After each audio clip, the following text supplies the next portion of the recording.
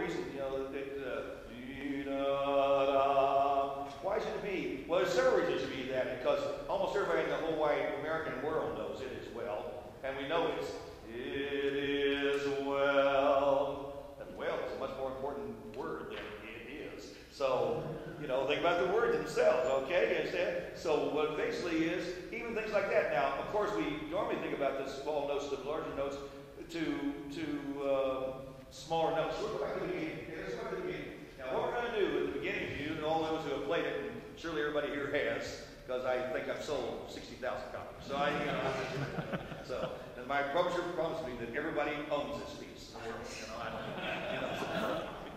So now we're going to buy the second round of the people that are all worn out. See, Wayne had to buy a second score, but his first score was more. Well, he just admitted that to me, so that's good. And I need the score he's got. They have now, by the way, this is pretty cool. They have actually, I didn't know this. They have put out a full score that's not those double things like you had to read little bitty notes. They actually have a page. I didn't even know this. One of these days they'd let me in on this, I'm sure, but I so I'm going to get myself a new score also.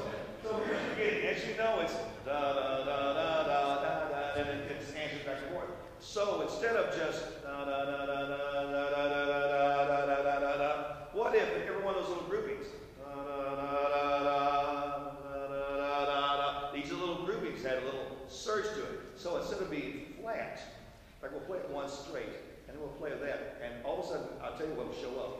You'll hear this. You'll hear it do this instead of this. Play it the first way. Play the first way. 1, 2, 3, and go.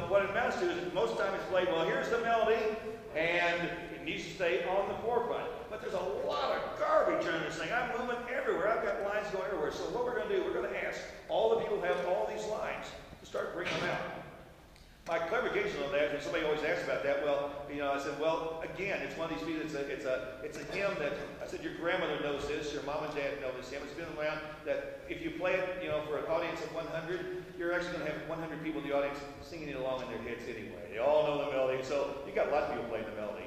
So bring out the other stuff, you got to think about that. There's that possibility. So here's what we're going to do.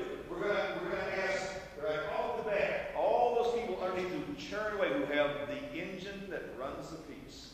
We're telling them not to be afraid of bringing out your line. Now, of course, what I've had to do is I'm having the horns play out a little bit more than what's really marked. It's marked like mezzo piano, but for our sense here, we're kind of making that mostly powerful. You know, something like that. Yeah, you know, we're going to bring it up a little bit for the horns. So I want them to dominate, still be out there, so they're out there. But, which gives room, though, for all these other instruments to kind of search it. We got clarinets. I'm not telling that cascade, that I want to crescendo that cascade to the bottom. Now, that runs against the thing I said a while ago, that lines that go up crescendo and lines that go down decrescendo. But the other rule that takes precedence over that is that I've got smaller notes leading to a more important significant moment. So, I mean, all these three attributes, they get all mixed up together. They run together, and that's the idea. You don't really separate them. They're always all present, and you make the choice about which one dominates any given circumstance. And that's what I'm telling my kids to do that as young conductors. You know, to make those choices. It's up to them to make those choices. They are conductors. You know, like I say, it's just black and white here. And somebody else has to add the red part. And so who they are, it's your choice to do what you have to do. So we're going to ask those people to really search through there. Even things like when the flutes come in. If you all remember when the flutes come in, the clarinets have this da-da-da, da-da-da, 2 8 notes to a dotted half note. 1 and 2, 1 and 2. Well, if we follow these rules that small notes lead to bigger notes, then we are going to go da-da-da, which the clarinet part makes beat 2 the most important note. What happens when you do this is it gets you away from the hierarchy of dum dum dum dum dum dum dum. I mean, you know, I always think about, you know, the hierarchy of these. I'm talking about the bar lines. Don't get the bar lines get in the way. I always think about, you know, where bar lines came from. Okay, like, you know, let's think about the Vatican choir back in 1100 and the triangle player, the Vatican choir. Okay, he's got a ding on the 842nd beat. And he's on 840, 841, 842, 843. 1. Because there were no bar lines, you know. So let's make a bright idea. Put bar lines. They put bar lines in different places. They weren't even here where they need them. And then somebody got the bright idea online. Let's put all the bar lines in the same spot. And what they did is they set up this hierarchy of strong, weak, that did us well through 1900. You know, Mozart loved it. Beethoven, all right, I loved it. I mean, there's strong, weak. But then these modern guys in the 20th century all started screwing with it. You know, I went to different pieces, different places, and this bar line became only a thing to count by. Which really is the way to think about it. It's really only the thing to count by. Because in lots of modern music, the emphasis on notes and the melody should take precedent over what's strong. It's like, I have a favorite piece. Oh, wait a minute, I know it over there, because somebody just mentioned the Amish 3 tapestries. The second movement of that is based on the Gregorian chant. And it's though it's written in a time signature, the line always kind of ends on odd beats that aren't strong beats. But I always tell people, well, you need to play the you need to play to the cadence, you know, where it is. And so it's like that. I mean, there's Larry Dane's with Quiet Curves. Do you all know that piece? If you don't know the piece, get it and play it. I have a great story. If we have enough time after this, I want to tell you a story about that piece. So somebody imagine remind me of it. Tell them a story about that piece. But in there, he's got a lot of flute things that don't really end on the front beat. They end a beat in.